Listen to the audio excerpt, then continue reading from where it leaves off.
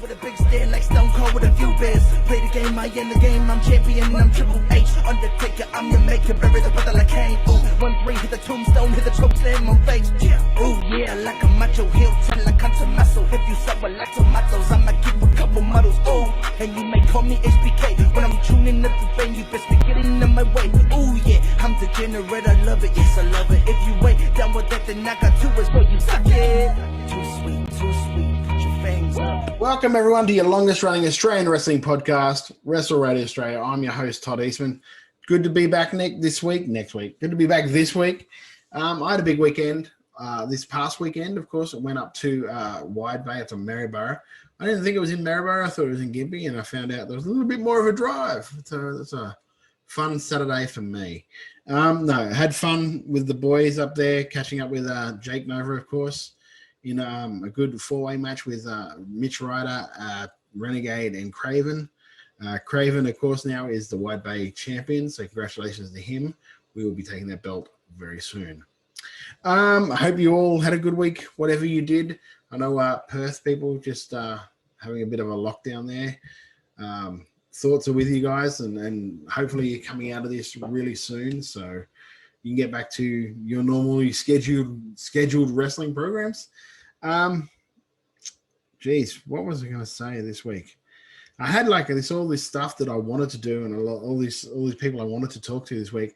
But I'll be honest with you, a lot of the stuff sort of fell through just because so many people were busy this week, especially leading in, because I wanted to talk to some guys from PWA, and this week, so busy leading into their big show, their first big show on the Fight app, Black Label. Please get around it if you can. They were busy, and it was sort of like fortune. Sometimes you find some really good things out of some bad situations. So there was a point during this week where I just wasn't going to do a show because I just couldn't find anyone that I really wanted to talk to. And then a good mate of mine messaged me out of the blue just to keep in contact about certain projects that he's doing. We'll talk about on this very episode, and that is Michael Lee from NHPW. He is doing some really, really good work, not just in NHPW as their ring announcer and also commentator, but he's also doing some really good work with KultureCity and NHPW, and also now spreading that around the country to all different, or starting to spread around to the different country, all around the country to different promotions to help further what KultureCity are doing. I don't really want to explain here because I think it's better that I leave it to him to explain on the interview, and we do talk about it. But if you are a professional wrestler, a promoter, or somehow involved in professional wrestling around the country in these promotions, please do listen to what Michael has to say on this episode and get around him, because it's a really good cause and a really good thing he's doing, and I'm so very proud of him for doing it. So we're going to talk to him right after this, Views from the East, right here on Wrestle Radio Australia.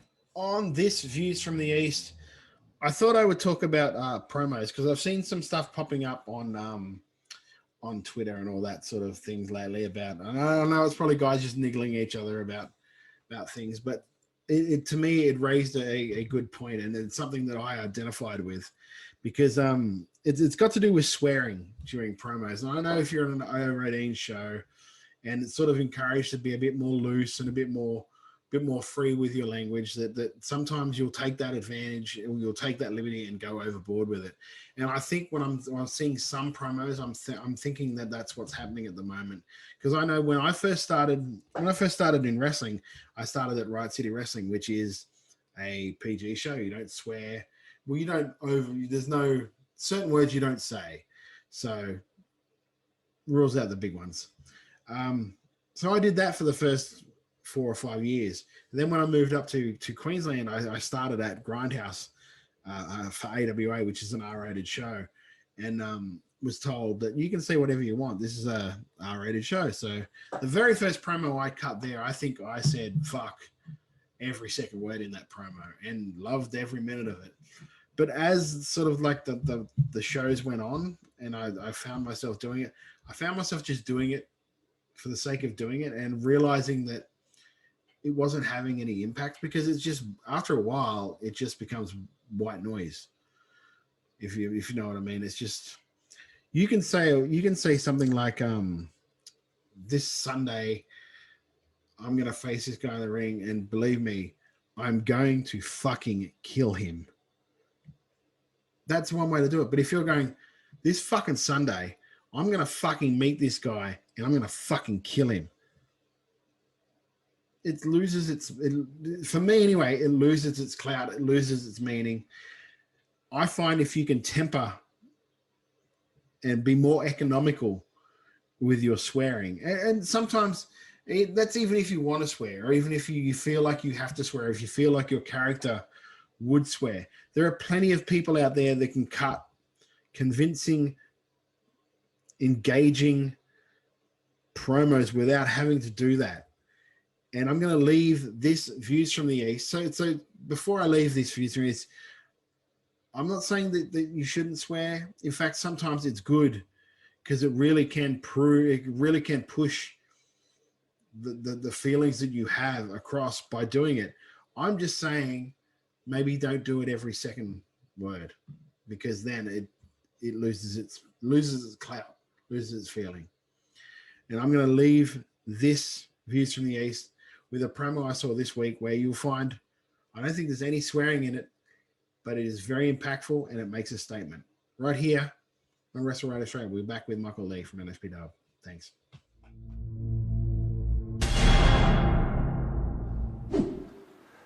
I'm not sitting. No way I'm sitting. Hey, Andrew Arthur. Yeah. Congratulations. Just to be one of the best at most feared heavyweights in Australia. Undoubtedly your biggest win in your career. What are you thinking right now? What am I thinking? I'm the best. I'm the most feared. I've been going too long abiding by this wrestling culture that I have to pay my dues. I was best from day one, but I had everyone else make me believe that wasn't the case.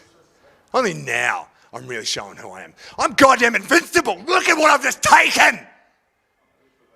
And I ate every one of them and stood back up. Just like I said, I was stronger and I was smarter.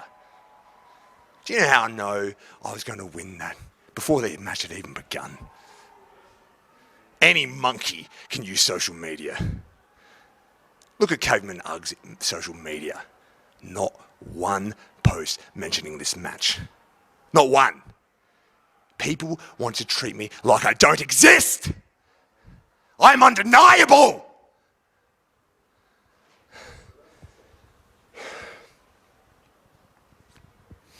When you see the final boss at Deathmatch Down Under, it'll be on my terms, when I'm ready.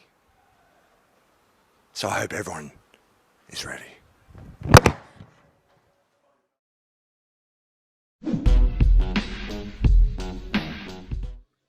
I am joined today by not only the ring announcer for NHPW, a guy who's doing some really great work behind the scenes in professional wrestling to really help out the community.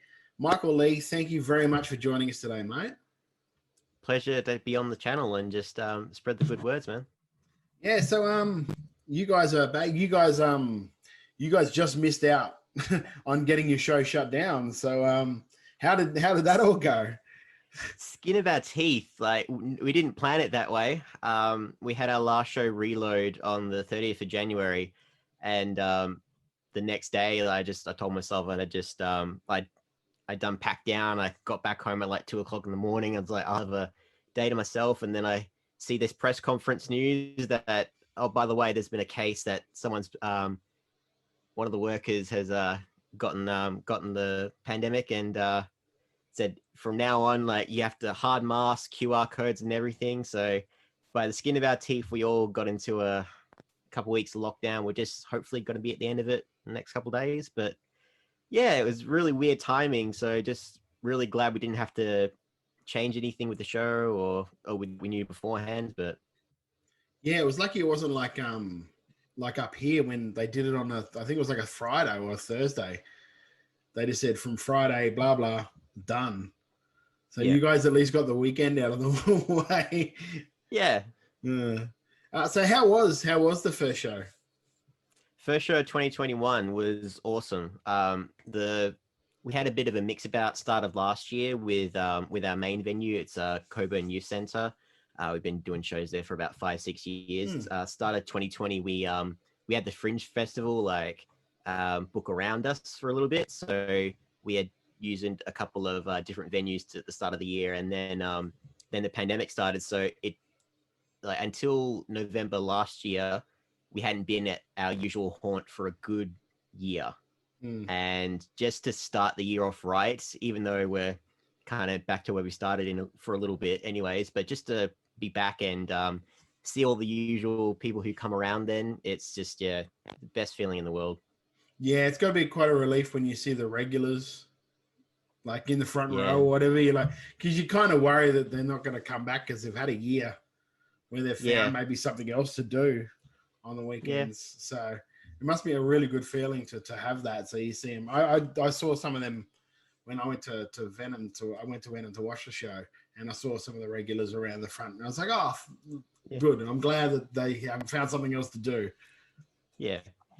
When I was doing podcasting and everything else, and I'd go to other shows and I'd see some of the regulars from our shows, and I'd know for a fact that this is their first time going to these shows. It's like, oh, am I gonna see them over here more? They're gonna change and kind of come back, but nah, it is what it is regardless. It is amazing too if you go to different shows that you do see different crowds. Like you'll see a few people that like the hardcores that go to every show, but then you're like, it sort of makes you wonder, well, why don't they go to?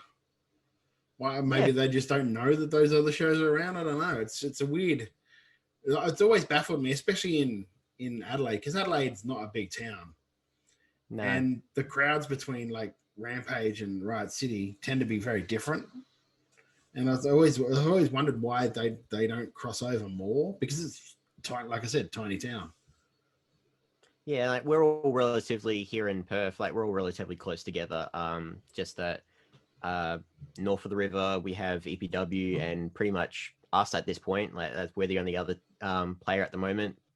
So there's a lot of space, and some people mix and match, but yeah, it's very different fan bases. So what was on your card? Because I didn't really get a chance to catch the matches on that card. What was on that card? We had for the main event, we had Lena Cross facing off against Julian Ward. He come back after it's been about a year since he'd been back with NHPW, because he was meant to go to Canada during everything, and he came back, and but yeah, that was that's been a running story, the way he was king of the castle, and our current champion Rogan Kargas, he's the one who kicked him out essentially, and there's been a lot of power struggles with all that, but we had a lot of that group. It's called the Future Legends, and they've been running rampant around our parts. So really, it was them just throughout the night, just inserting themselves and just making their presence felt. I often wondered, because you've had such a gap between shows, was there any way that did you guys have video highlights or something where you can sort of recap the fans on what was going on before the world shut down? We did have talks about that. We did have a few little exhibition shows at our wrestling academy, so our members got a few sneak peeks into where the stories were going for end of last year, and I helped run a few things online, so I try to my very best to just let people know this is exactly what's happening, and everyone kind of caught on pretty quickly. So there was no one just like, wait, what? Last time I was here, like this guy was like, yeah. Yeah, I'd often find it weird with, well, not weird, but like you just have guys go, I'd like to try being a heel now. I was like, well, you might want to make a turn. Like, sure, there'll be a bit of a crowd, but like there'll be some people there that will know. And their reactions in the crowd will feed on to other people. So if you're going to do a turn, at least explain why you're doing it. You don't just come out as a heel or as a baby face now and expect them to just go with you because of it. Yeah, without a doubt. Yeah. So how have you been keeping yourself busy? Because I know, unfortunately, like B+ sort of shut down on the. So you pretty much lost everything, like I did. You lost shows, you lost your podcast, you lost everything. It was an interesting time. Just not all at once, but just kind of like steadily, just like things just started dropping off. No, I'm making the most of everything. Like it's given me an opportunity just to be a bit more focused here at NHPW, and just help with my other ventures as well, just like reaching out to more people. But no, honestly, it's given me a chance to I go and see the guys more at training, and I'll dabble in some cardio, see how I feel. Doesn't last very long, but I just go and then I have fun. So no bump ring announcer. No bump ring announcer. Not this moment. No. I went and did Wide Bay Pro last weekend. And yeah. I took like 2 bumps during that match, and God was I sore. There was one point after the second bump, I was lying on the outside, and I'm like, why do I do this to myself? I mean, I'm getting old. I could be home right now instead of trying to breathe because I didn't bump properly and I landed on my ribs. I just remember going to trainings and seeing people have their first bumps back after like time away, and just the looks on their faces, and also just we'll do like the group squats, and just like I'd never heard so many knees crack at the same time. It was an ugly sound. Yes, that first the first bump, because you don't, well, you for workers and like yourself, you sort of realize that like when you're training all the time and you're doing the bumps and all of that stuff, your body sort of calluses up. It's not the traditional sense, but it gets used to that impact, and then just not doing it for a while, and then all of a sudden doing it again. It's like, holy shit, what just happened? I remember I did it because we did like a little rough, because I was trying to show what I meant by what we were going to do. And I just took the bump, and I was like lying back and, why did I do that? I could have just said, I'm going to fall. How did you get into ring announcing? Was it something where you started training and then decided that sort of that part of the business wasn't for you and you wanted to try something else, or was it? It was a very weird, gradual thing. We had the New Japan tour that come to Perth, and Brian Heritor, he reached out to me not long after, and I had heard of him around Australia for a couple of years, because I used to volunteer at the Supernovas, the Comic Cons. So I knew wrestling was around, but didn't really click until like a few years ago. Like, oh, it's actually here. Like, yeah. I thought they dragged these guys over from Sydney. Like, it's all TNT's boys, and it's like they kind of clicked and like, oh, okay. Then I just said to myself, like, oh, I want to try and help out. Like, I'm not interested in like do anything like that. And I went to a training day, and I got my ass kicked. And then after that, it's just, we need an extra hand, we need an assistant, we need someone to run some messages backstage. And then my co-host, Jake Malone, at the time, he thought that he might not be able to be a part of the announcing anymore. And so I was going to take over for him at some point. But then he managed to find that work-life balance. And so I got the announcing spot, but at the same time, he stayed on as well. So it became a bit of a buddy act.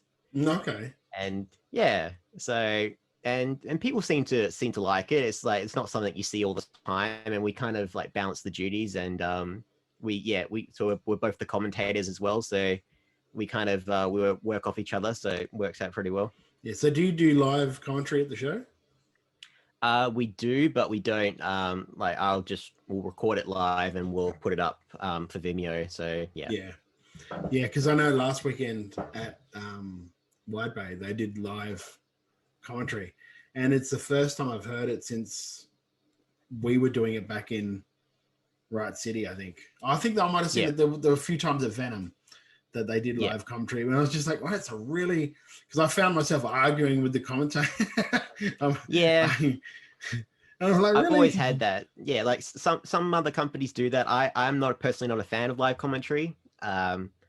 Like because I like to just focus more on just the story being told rather than what the announcers are trying to tell me.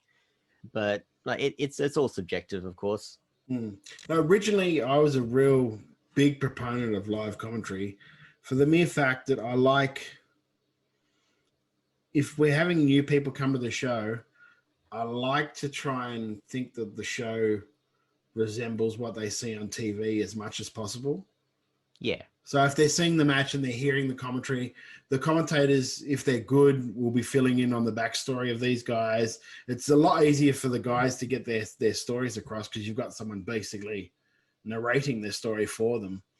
Yeah. But that's for but then that's how I started. I always had the live commentary. I was the live commentary. That's how I started. So I always just thought of it like I would like fans to come in and have it be as much like what they see on TV. And they don't realize, a lot of the time you don't realize on TV, you don't hear the commentary live. Like I know when I was a kid and we went to a WrestleRA. I think I put a photo up the other day of me at the first show I went to. Yeah. And I didn't realize there was no live commentary. So we're sitting at the show going, where's the comment? But like after a while, you sort of get used to it. Yeah. And then now when I go to shows, it sort of puts me off if I hear commentary. I remember when Greg and we traveled to PWA for Coliseum. Like, we were just like right behind the commentary team, so we had the best of both worlds. Just listening to the guys, but at the same time, like you had to pay attention though if you really wanted to have that experience. But otherwise, you just focus dead on what the guys are doing in the ring. I wanted to do a thing when we were at RCW because they sort of graduated from doing the live commentary to just doing the commentary where they record it for the YouTube. And I wanted to do because the one thing I did when we went to the first UFC in Australia, that 110 I think it was, and they had these things where you could buy them, little radio transmitters where you could buy them and hear like Joe Rogan and Mike Goldberg's commentary. It was like a dedicated channel, so you just put one earbud in and you could hear the commentary. So it was like you were watching it at TV, but you were there live. And I was like, is there any way that we could do this? And there's no way was it anyway cost effective for us to be able to do it. But I think in the future, if there's a way you can say, we're broadcasting on this, say a YouTube channel or you know what I mean? Some sort of a live stream, like join the Discord and you can hear the commentary. Tap into the frequency, like if you want the extra experience. Yeah. I think that's something that some promotions could maybe look at. I don't know. Maybe it's just something that I'm requesting that's completely, I'm the only person in the world that wants it. But I like that. I like that. Yeah, no, I've thought about that as well, honestly.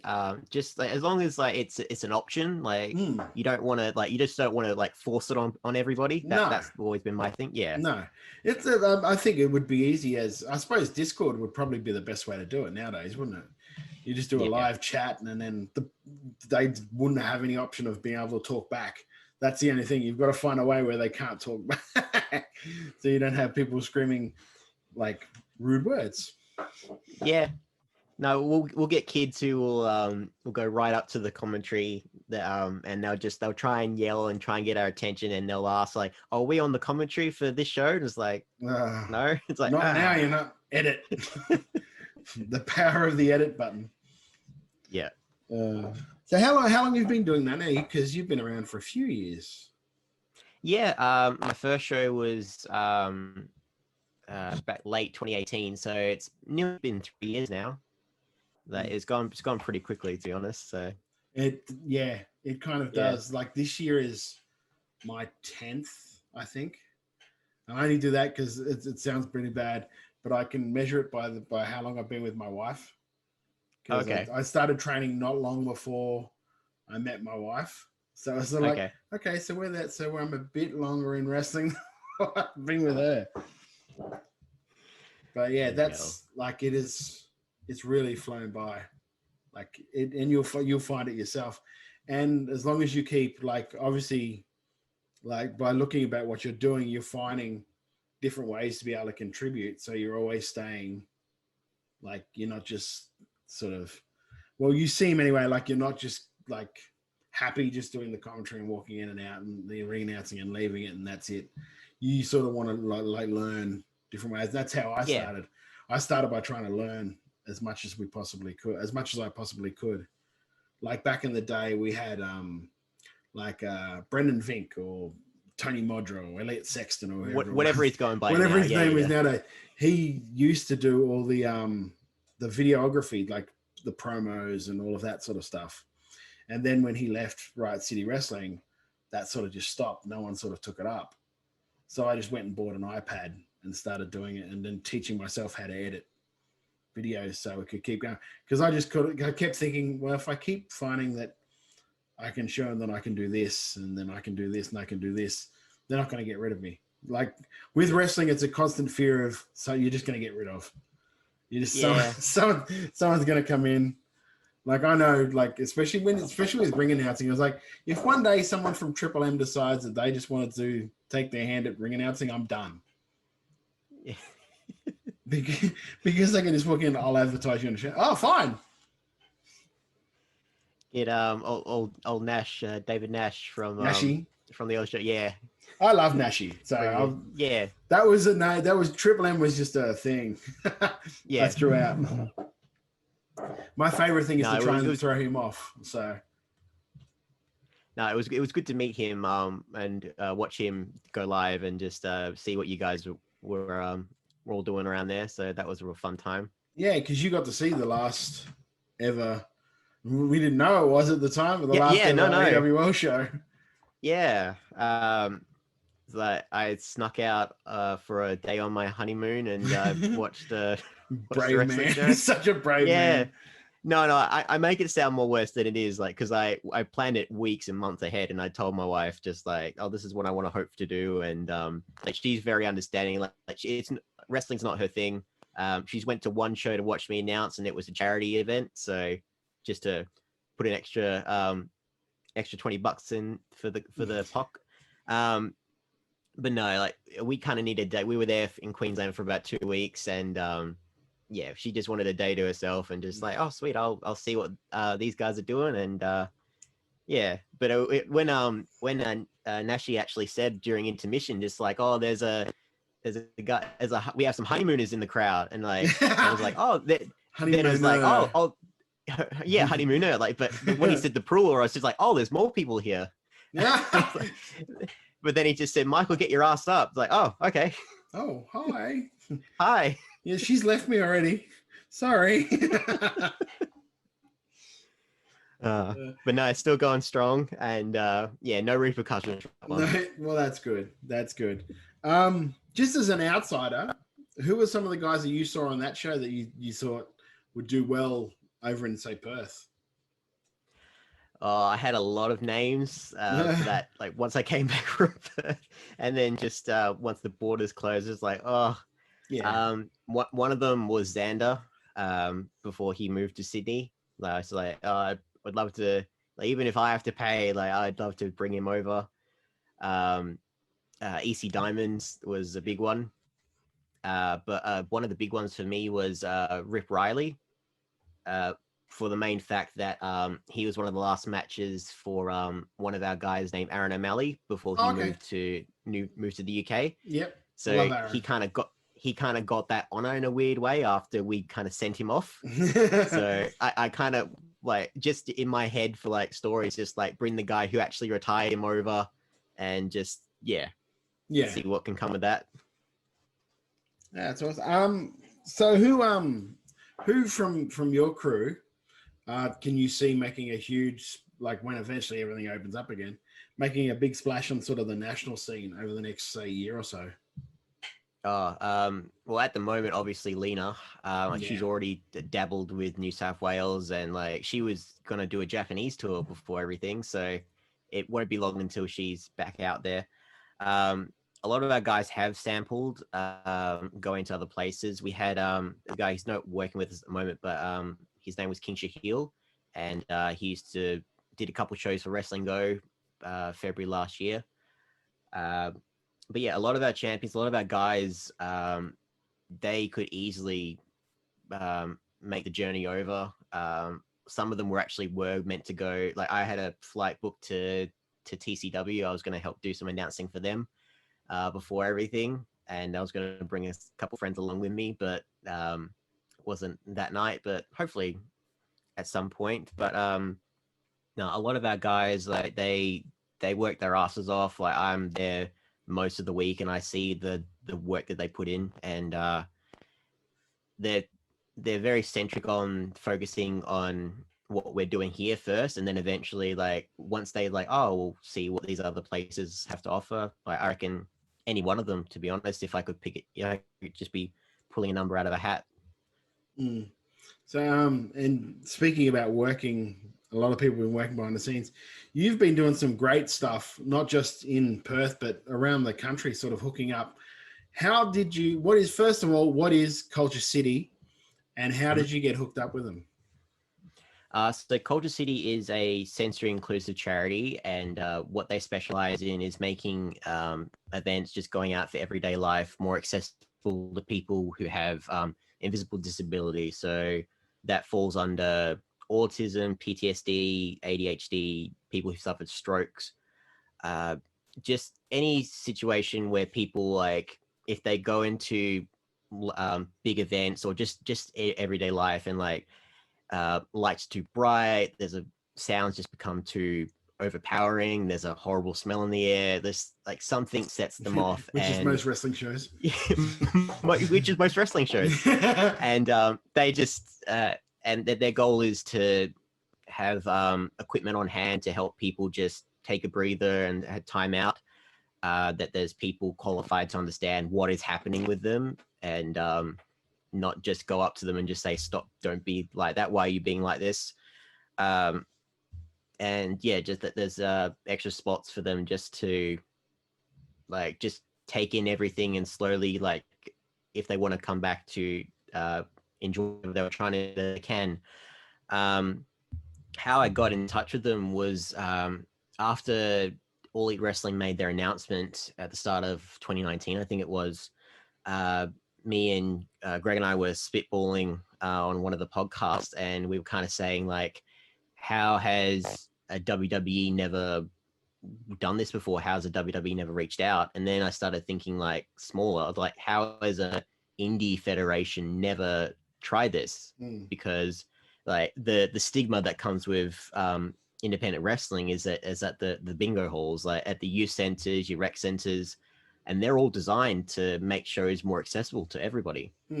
And like, so it's the perfect location, and you just need equipment and training, and like, because you go to a wrestling show and like there's everyone of different race, color, creed, religion, orientation, and invariably there are some people on the spectrum that come to shows.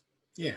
And like, it's just a matter of like, well, if we were to do some of that here, what would that look like? Yeah. And inherently wrestling's like halfway designed to be a sensory overload. Absolutely. So like it wants to immerse you in not only like with the room that it's in, but just the stories and what's going on in the ring. Like just everything is designed to try and get your attention, and that can be very triggering to some people. So this was something that you've just decided that you wanted to try. Did you have much trouble sort of convincing, because it would have been NHPW that would have been the first people that you would have approached because that's your home. Did they immediately take it on, or did it take some sort of like convincing, like this is what we should be doing, guys? Or It took a bit of convincing because I kind of said before I even heard that news, I kind of said like I want to try and look at some other community events for us to get involved in. And so yeah, we made a big announcement in October of 2019. So it took about 9-10 months, and a lot of that also was seeing if there were other like if there are other people in Australia that were trying similar initiatives. But honestly, the work that they're doing in America with sensory inclusion, the couple behind it, Julian Maha and his wife, Dr. Michelle Kong, I think it is. Yeah, they're leading the charge and they're bringing people in from all other countries. But as for the guys, like it obviously because they had no point of reference, because even AEW, like it's part of their shows, and obviously it would have been a part of their weekly go to different towns, but I couldn't really point to AEW and say this is what I have in mind because they weren't doing any live shows at the time. But eventually everyone kind of came around and they understood where I was coming from, and we got the guys trained up and got all our equipment, and yeah, it was really special that everyone kind of came together for it, and I'm really glad that we were actually able to say that we're the first wrestling promotion in Australia to get amongst it. Yeah, and how, like, because I would have thought it would have been, well, not weird, but sort of strange as some guy messaging like Culture City from Australia going, I'd like to help out. How can I, like, how did that sort of go? Was it like, I'm the ring announcer here and we really like to, how could we go about doing this? Or I'd like to be your Australian representative, or how did that sort of work about? They're very accepting of just like other ventures trying to get involved, because like mainly they work with like big sporting organizations like the NBA and a few other like the football teams over there. But they announced like there's like haunted houses that have partnered over there. There's the hospitals. Like I'm not joking. No, like, I'm just shocked. That's all. Just like all these other point of references, and the people who first partnered up in Australia are the Geelong Football Club. So they kind of knew some people in Australia. Yeah. So it wasn't a weird, like it wasn't out of their like just who the hell is this guy. So because they had Geelong and they had AEW as kind of point of reference, they knew what I was kind of going for. Yep. And yeah, no, they didn't bat an eye. They're just like, you want to get involved? Like, we'll be happy to have you. That's amazing. That's so good. Like I'm so happy when you messaged me about it. I was like, that is a brilliant idea. And like, I'm like, it sounds weird to say, I was so proud of you for like doing it and getting it out, getting it going. How much success have you had trying to reach it over to the Eastern States? It's taken a little bit. So we've been at it. So for I suppose it would be hard too because no one's had shows. So it's not sort of like that's impacted a lot. So for us, like we had a good 5-6 months of our audiences being accustomed to it and just loving it, and just we managed to get a few more fans like through it as well.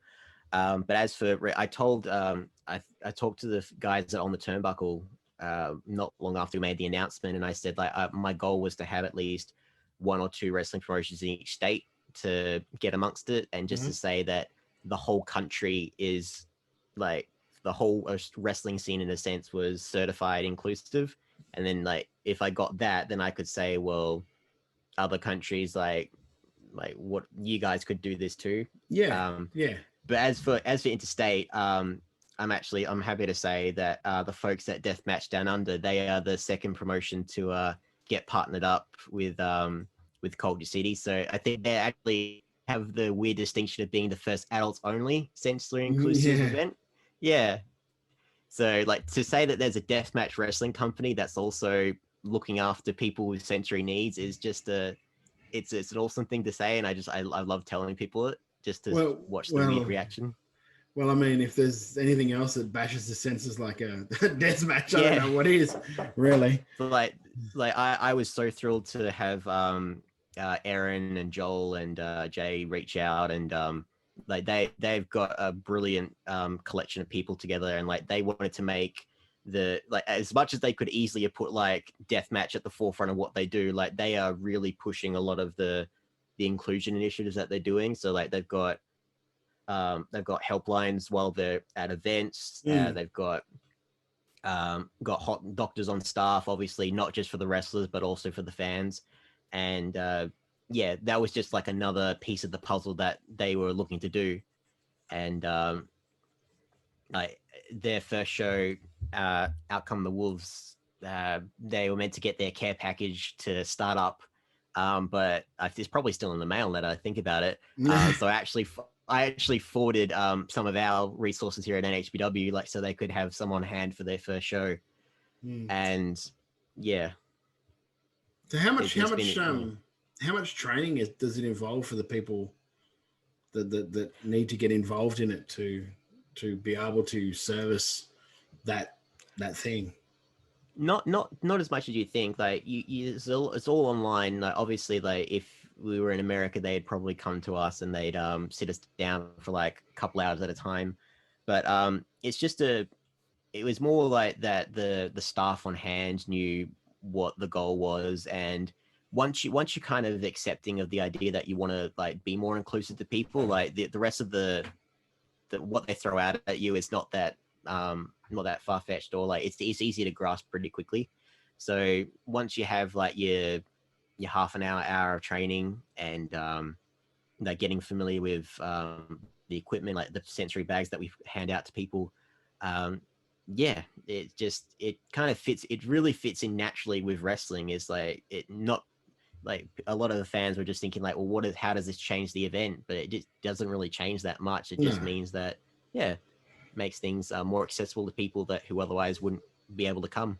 That's right. If it doesn't affect other people and it enhances some other people's enjoyment of the show, then I'm 100% for it. I'm all about having as many people as possible being able to enjoy what we do, because I suppose that's what that's our aim every time we walk through the curtain, I guess.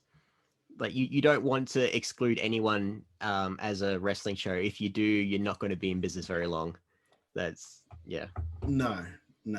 And that's very true. For people that want to, and I urge promotions around the country, do join in with what NHPW, what Deathmatch Down Under are doing now. Get involved with this, because it doesn't take much, and it really does. It just adds another thing that you can say we're trying to we want to help the community as much as we want to entertain the fans. So how can they do it? If they want to get in contact, would you be the person that they get in contact with to try and get the ball rolling with it? Or they can easily get in contact with me. Like shoot me a message on Facebook, Instagram, wherever. Otherwise, you can reach out to KultureCity directly. They have they have their social media team who will pass all the information along and kickstart the process just as well as I can. Yeah. But even if you want to get in touch with the folks at Deathmatch Down Under, they will gladly pass on the information. Like we're all trying to spread the word and try and make like the wrestling scene better, like trying to make things better for our fans, like collectively in our own states. And like if they want to message me, I'll pass it on to you quite happily. Yeah, as well. Absolutely. Just to give them another avenue to be able to contact people. Because like I said to you, I'm very much behind this. So yeah, I'm very, very happy that you've done it. It's I know a lot of times that we see stuff on TV and we go, oh, that'll be really good, and then we never follow through on it. I guess life just happens and you don't think about it or that sort of stuff. But to see that you've done this, mate, is just amazing, and massive kudos to you for it.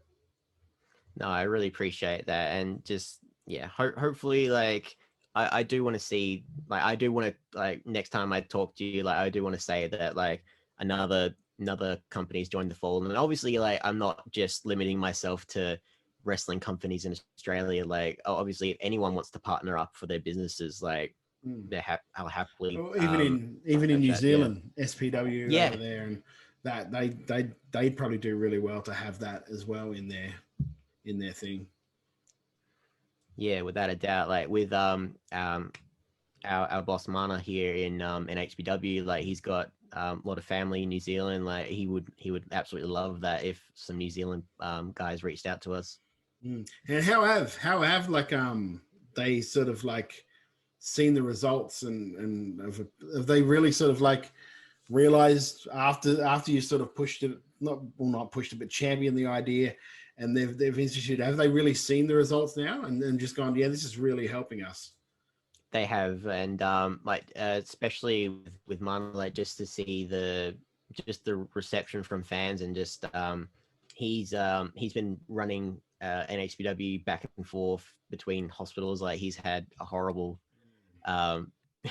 horrible couple of years, but he like the few times that I've had a chat and visited, just like he said, like that was a really amazing idea, and like just to see the like reception from fans, like we've heard nothing but positive feedback from everybody, and just like we're all just trying to make everything better. Like that's the goal that we want to like, not just in HPW, like especially after the year that everyone's had, we just want to try and make like wrestling better. Yeah. So. Anyone that wants to complain about it, though, you don't want them at the shows. Simple as that. You want to complain about someone else's, like, it is not bothering you, but just because you have to see it. Yeah. I mean, go and watch something else. Yeah, there's other wrestling if you really feel inclined. Go watch something else. Seriously. Anyway, Michael, thank you so much for coming on, mate. If people do want to get in contact with you, how can they do that? Because they'll follow you on your socials and all that sort of stuff, mate. Yeah, you can follow me at Mr. Mysterious on Instagram, Twitter, YouTube. Just Michael Lee on Facebook is probably the best one. You can reach out to Deathmatch Down Under on Facebook, Instagram at DMDU. NHPW, it's NHPW Perth on Facebook, at Perth Pro Wrestling on Instagram. And KultureCity is just KultureCity on Facebook, and KultureCity on Twitter or Instagram. Like any one of them will happily pass things along, and I'll put a little thing up on the bottom, so because it's culture with a K, just so you know. Yeah. Oh yeah, I should jump with that. Yeah. Yeah, it's fine. No, once again, mate, thank you on behalf of everyone in the wrestling community. Thank you for doing this, and thank you for pushing it along. And I'm going to get you on again because we'll talk about just normal wrestling, just normal like wrestling, like international wrestling, because I don't get to talk about international wrestling that much, and I don't get to be grumpy guy. So you can be the straight man, and I'll just be a less racist cornet. I like the sound of that. It should be fun. All right, thank you so much for joining me, mate. No worries. Catch you later. Once again, big thanks to my guest, Michael Lee. Thank you so much for coming on, mate. Please do follow him. I encourage promotions around the country. Get involved with this KultureCity deal, because it is not just good for you as a company, it's good for the wrestling crowd, the wrestling public as a whole. It's great to do something that's not just for you. It's for everybody, and it really will make wrestling more inclusive, will make wrestling feel safer for people that maybe wouldn't come to a show because they would be afraid of a sensory overload, or maybe having an episode, but oh geez, that's professional, an episode, or something of that, mate. Because I know maybe a lot of people would be have reservations of going to a show because they're afraid of something happening, or them maybe having some sort of a feeling, but knowing that they have something there from KultureCity that can help deal with this sort of thing and help mitigate these issues that might come up. It's amazing, and I'm so very proud of Michael for getting this up and running, and I really do want this to succeed in Australian wrestling. I think this is something that would be great for everybody, and I mean everybody in Australian wrestling. Anyway, if you haven't already, guys, make sure you subscribe to WRA. You can do it on YouTube, Apple Podcasts, Spotify, Stitcher, anywhere you get podcasts from. If you do stop by Apple Podcasts, give us a 5-star rating and review. If you go to Spotify, follow us, and you'll get all the episodes as soon as they land. Also with YouTube, subscribe on YouTube, and you'll get the episodes as soon as they get put up on there. If you go to Apple Podcasts, give us a 5-star, spread the word, gets us out. You hear it every week. Make sure you like us on Facebook at Wrestle Radio Australia and on Twitter at Wrestle Radio AU, or me personally at Beast Eastman. We're also on Instagram at Wrestle Radio AU as well.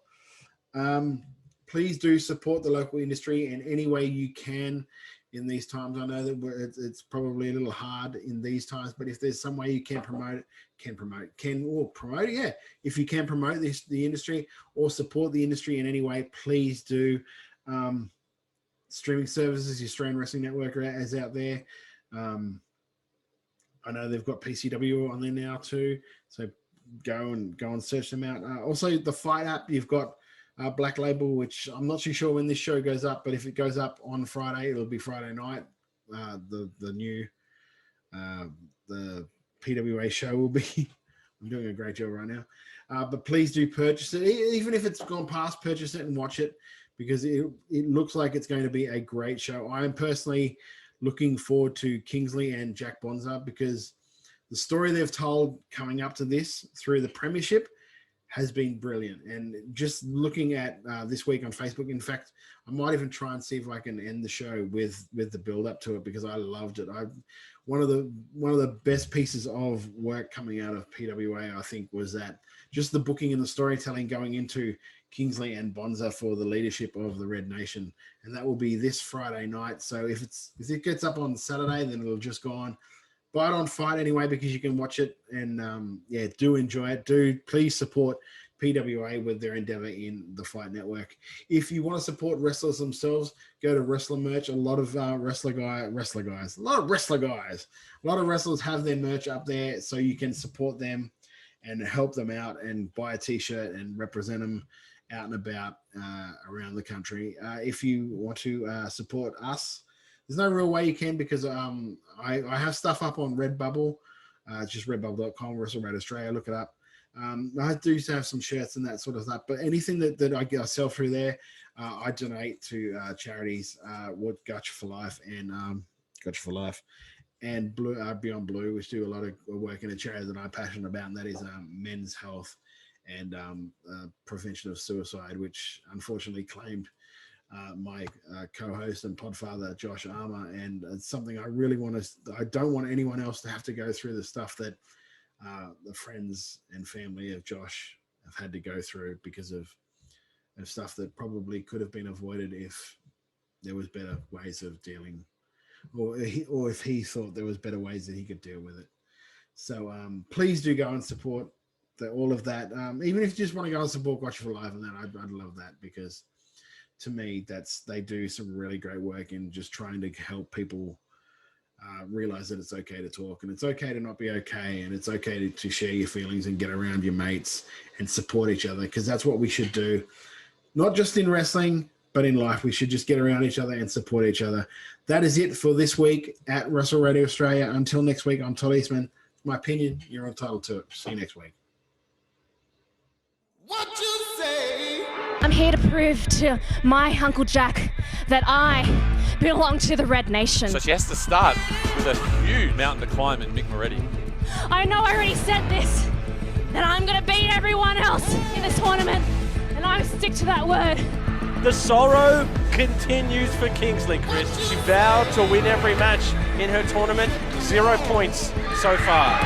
Whether it's for Generation now or for the Red Nation, who knows anymore? I just want one.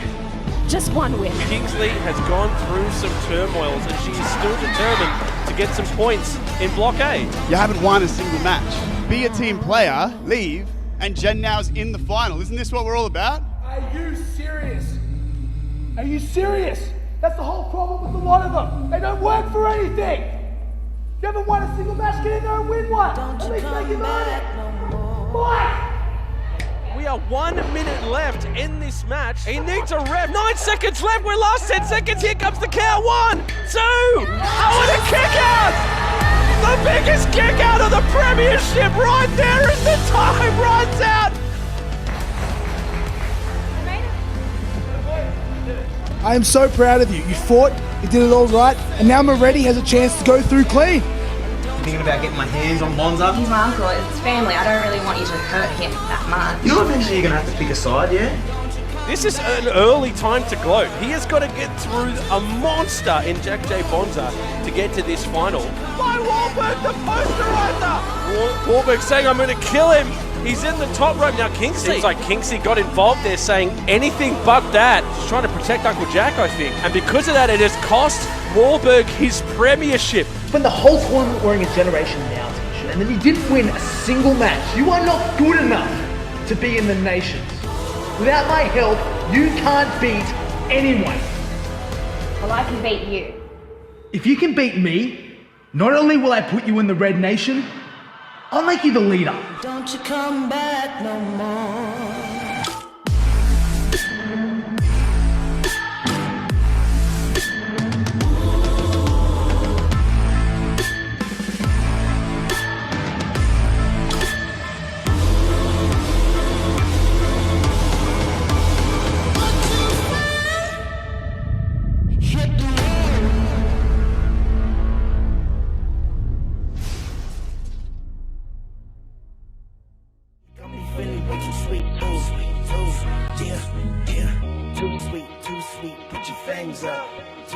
Too sweet, pour another cup. Let's be busy